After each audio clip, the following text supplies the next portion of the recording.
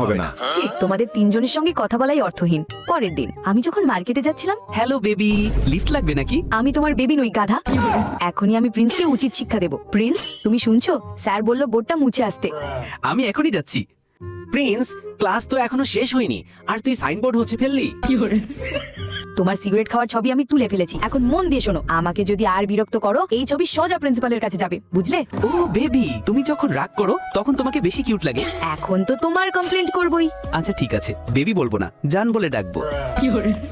আজ তো প্রচুর পেট ব্যথা করছে। কি হয়েছে বেবি? আজ তোমাকে অসুস্থ মনে হচ্ছে। প্রচুর পেট খারাপ করছে।